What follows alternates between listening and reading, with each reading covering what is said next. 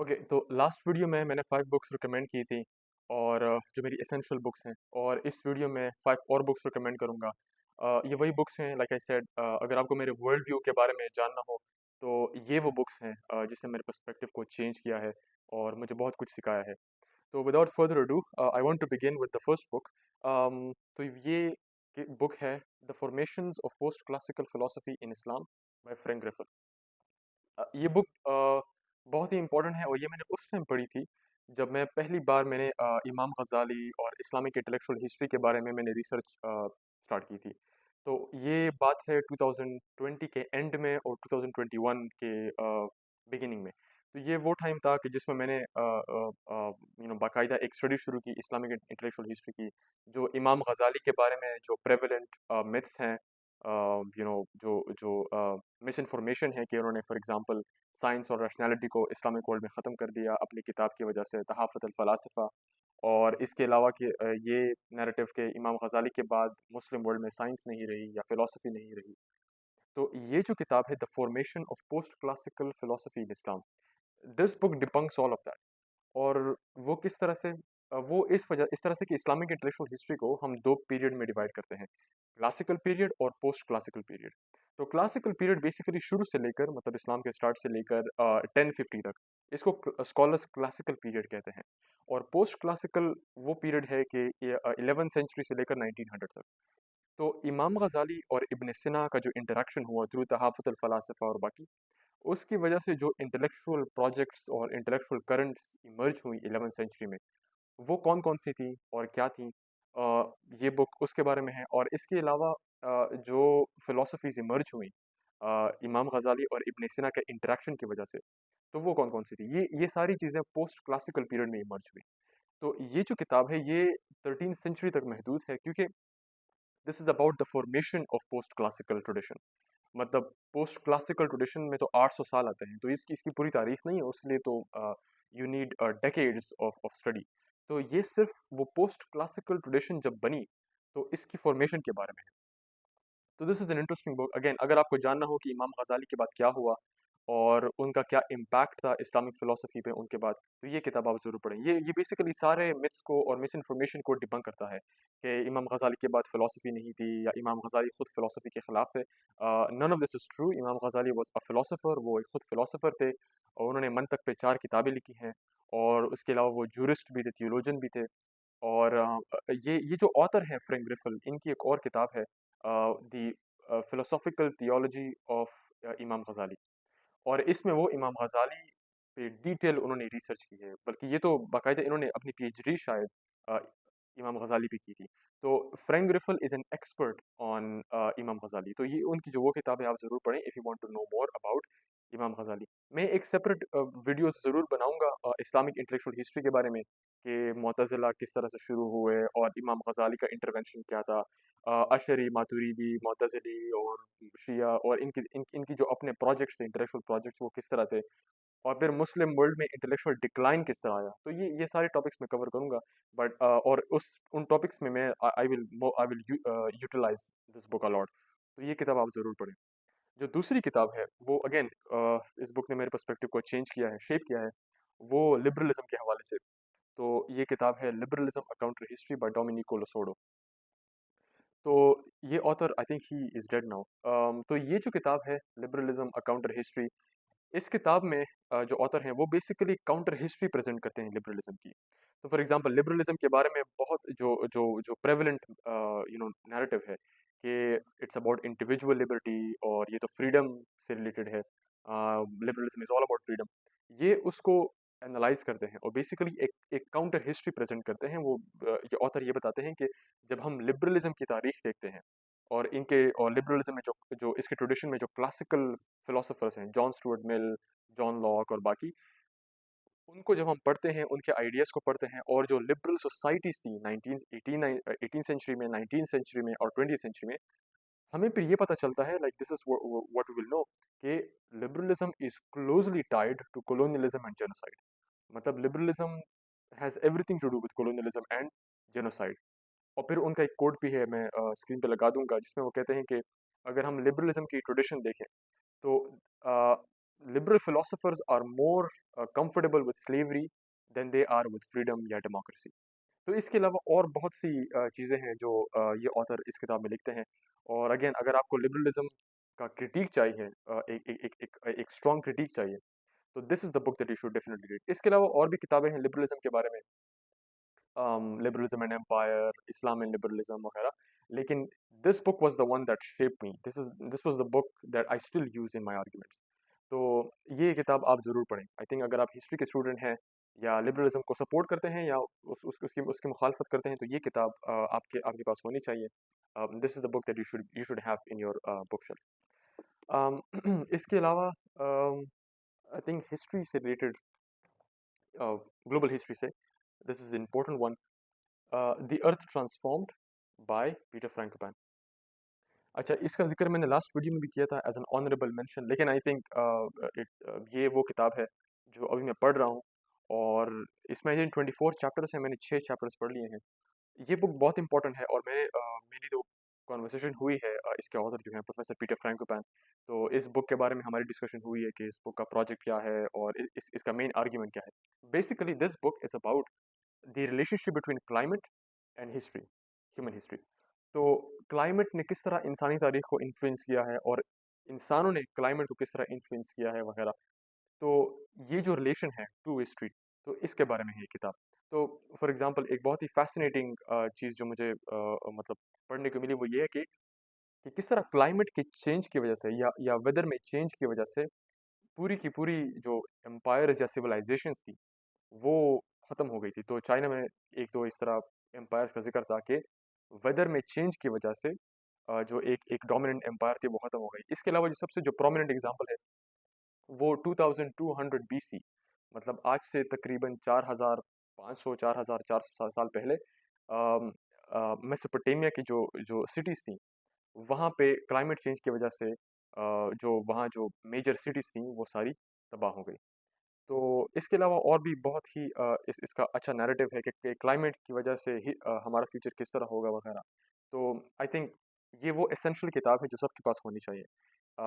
इसमें बहुत ज़्यादा इन्फॉर्मेशन है, हज़ारों के फैक्ट्स हैं इसमें, थ्योरीज हैं, और इसमें रेफरेंसेस इतने ज़्यादा हैं। This is why I really admire professor Frankfurt, क्योंकि वो जिस तरह से रिसर्च करते हैं दैट इज़ वेरी एडमिरेबल। इस किताब में आई थिंक ऑलमोस्ट 300 पेजेस के सिर्फ रेफरेंसेस हैं, और वो इस किताब में नहीं है, दे आर अपलोडेड ऑनलाइन, क्योंकि वो इसमें, अगर वो उसमें होते तो ये किताब इससे भी ज़्यादा मोटी होती। तो I want everyone to read this book. और इसके अलावा जो जो इनकी किताब है the silk roads professor Frankopan की, आप वो भी ज़रूर पढ़ें। लेकिन if you have this I think this is enough.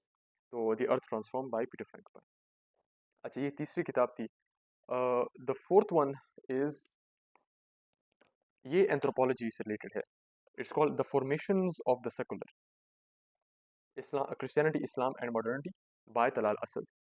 तो ये जो किताब है ये बेसिकली जो सेकुलर यूनिवर्सिटीज़ में, सेकुलर एकेडेमिया में हम ये देखते हैं कि जब अगर आप एंथ्रोपोलॉजी की फील्ड को देखें, तो उसमें ओरिएंटल सोसाइटीज़ के मज़ाहिब और कल्चर के बारे में डिटेल स्टडी होती है। Anthropology is basically the study of human societies, ठीक है।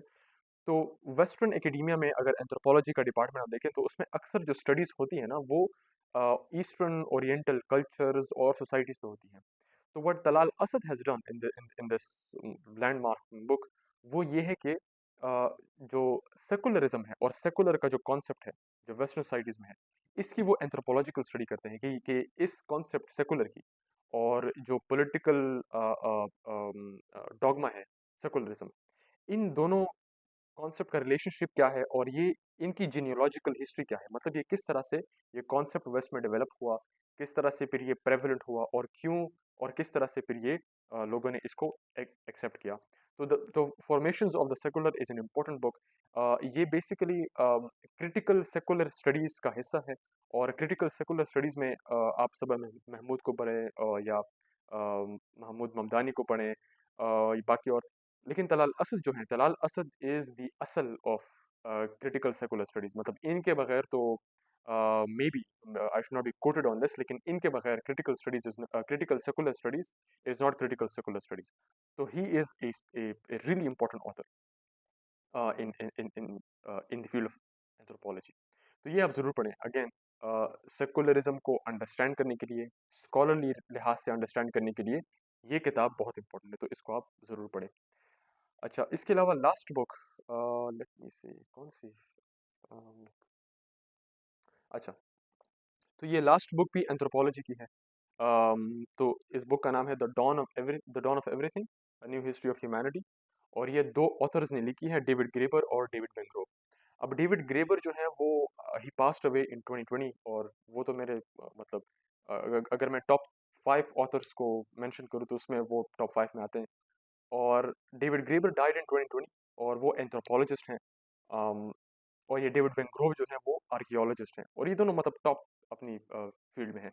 तो this book is very important, और वो इस वजह से कि अक्सर जो ह्यूमन हिस्ट्री के बारे में जो नैरेटिव हम सुनते आए हैं सेपियंस के ज़रिए, या बाकी जैरेड डायमंड की जो किताब है गन्स जर्म्स एंड स्टील, या इसके अलावा और मतलब फ्रांसिस फुकुयामा की जो किताबें हैं, या स्टीवन पिंकर की जो किताबें हैं, तो इन किताबों में जो नैरेटिव हमें सुनने को मिलता है, जो डोमिनेंट नैरेटिव है, वो ये है कि इंसान की जब एवोल्यूशन हुई, और मैं सोसाइटीज़ की एवोल्यूशन की बात कर रहा हूँ, वो हंटर गैदरर से फार्मर्स बने, फार्मर्स से फिर उन्होंने चीफडम्स कायम की, चीफडम्स से फिर उन्होंने किंगडम्स बनाई, जिनको हम प्री मॉडर्न स्टेट्स भी कहते हैं, और इसके बाद फिर मॉडर्न स्टेट इमर्ज हुई। तो ये एक लीनियर मतलब ट्रेजेक्ट्री शो करते हैं। तो इसमें एक उनका आर्ग्यूमेंट ये भी है कि जो हंटर गैदरर्स थे वो लोकल बैंड्स थे, मतलब एक एक बैंड में 20-30 लोग होते थे, और हंटर गैदरर्स के दौर में, मतलब आज से करीबन 10,000 साल पहले, 10-15 हज़ार साल पहले कॉम्प्लेक्स नेटवर्क्स यहाँ पे एग्जिस्ट नहीं करते थे, राइट? तो क्योंकि लोग छोटे बैंड्स में रहते थे, हंट करते थे और खाते थे, फ्रूट्स खाते थे बस। अम, इस किताब में इस नैरेटिव को, ये जो पूरी जो ट्रेजेक्टरी है, ये इसको डिबंक करते हैं। तो इस बुक में वो ये आर्ग्यू करते हैं कि अगर हम हंटर गैदरर्स के एरा में जाएं, तो हमें उस एरा के बहुत से मॉन्यूमेंट्स हमें मिलते हैं। तो फॉर एग्जांपल स्टोनहेंज आप गूगल करें, जो ब्रिटेन में है। इसके अलावा स्कैंडिनेवियन कंट्रीज में बहुत से मॉन्यूमेंट्स हैं जो आज से 10,000 साल पहले बनाई गई थी, मतलब ये हंटर हंटर गैदरर्स का एरा है, और ये इस एरा में ये इतनी कॉम्प्लेक्स मॉन्यूमेंट्स बनाई गई थी, जो कि बेसिकली पब्लिक कंस्ट्रक्शन के काम है। तो फिर ये सवाल ये करते हैं ये आर्कियोलॉजिस्ट और एंथ्रोपोलॉजिस्ट, वो ये कहते हैं कि अगर वो सिर्फ टाइनी बैंड्स में रहते थे और उनका कोई कॉम्प्लेक्स नेटवर्क नहीं था, तो उन्होंने इस तरह की पब्लिक मोनूमेंटल वर्क, मतलब ये जो मोनूमेंटल कंस्ट्रक्शंस की हैं, ये फिर उन्होंने किस तरह से की? ये तो सिर्फ तभी पॉसिबल है जब आपके पास एक कॉम्प्लेक्स नेटवर्क हो, हायरार्की हो, और एक स्ट्रिक्ट डिसिप्लिन हो। तो हंटर गैदरर्स जब जो नैरेटिव हम सुनते आ रहे हैं, दी ट्रेडिशनल नैरेटिव, उसमें तो इसका जिक्र ही नहीं है। तो अगर ये इसी तरह है, तो ये मॉन्यूमेंट्स कहाँ से आए? या तो ये है कि एलियंस यहाँ पे ड्रॉप करके गए हैं। तो ये इसको चैलेंज करते हैं। इसके अलावा एक और क्लेम, जो ट्रेडिशनल क्लेम है, वो ये है कि फार्मिंग के साथ फिर हायरार्की और inequality, wealth inequality, social inequality, ये भी कायम हो गई इंसान की सोसाइटीज़ में। ये भी इसको डिबंक करते हैं, कहते हैं कि नहीं, जब हम फर्स्ट फार्मिंग सोसाइटीज़ को देखें, और फर्स्ट फार्मिंग सोसाइटीज़ तुर्की में, अनातोलिया में पहले बनी थी, आज आज से तकरीबन 8,000 साल पहले, 7,000 साल पहले, या 7,000 BC। तो उन सोसाइटीज़ को फिर ये एनालाइज़ करते हैं और कहते हैं, और फिर ये शो करते हैं कि the first the earliest farming societies were not hierarchical, they were not मतलब पेट्रियार्कल इन दैट सेंस। तो ये इसके अलावा और बहुत सी चीज़ों को इस तरह से डिबंक करते हैं। तो मतलब फर्स्ट जो अर्लीस्ट जो फार्मिंग सोसाइटीज़ थी, उनमें इस तरह की सोशल इनइक्वालिटी या वेल्थ इनइक्वालिटी नहीं पाई जाती। और इस तरह फिर वो फ्रीडम और इक्वालिटी के बारे में भी इस तरह डिबेट करते हैं बेसिकली। तो ये किताब बहुत इंपॉर्टेंट है। Again, David Graeber is an important author, और मैं एक वीडियो बनाऊंगा उन पे। उन्होंने जो किताबें लिखी हैं, बहुत इंपॉर्टेंट है। और मैं ऑब्वियसली टोटली तो अग्री नहीं करता, लेकिन डेविड ग्रेबर जो उनका स्पिरिट है, जिस तरह से वो लिखते हैं, और जिस तरह से वो चैलेंजिंग टॉपिक्स को उस पे लिखते हैं, और कन्वेंशनल नैरेटिव्स को चैलेंज करते हैं, तो ये I really admire this trait about David Graeber. तो ये वो 5 किताबें हैं। अब इस तरह तो I can go on for like 20-30 books, लेकिन आई थिंक ये वो 10 बुक्स हैं जिसने मेरे पर्सपेक्टिव को शेप किया है, और अभी भी इन किताबों से बहुत कुछ सीखने को मिलता है। I don't agree with everything that this book argue, लेकिन अगेन ये इम्पोर्टेंट बुक्स हैं, और इंफॉर्मेट इंफॉर्मेशन के लिहाज से this books have a lot to offer. तो maybe in the next video I will touch on philosophy as well, कि फिलोसफी में कौन सी बुक्स हैं जिसने मुझे मेरे पर्सपेक्टिव को शेप किया है। तो that will be A topic for next video. Thank you.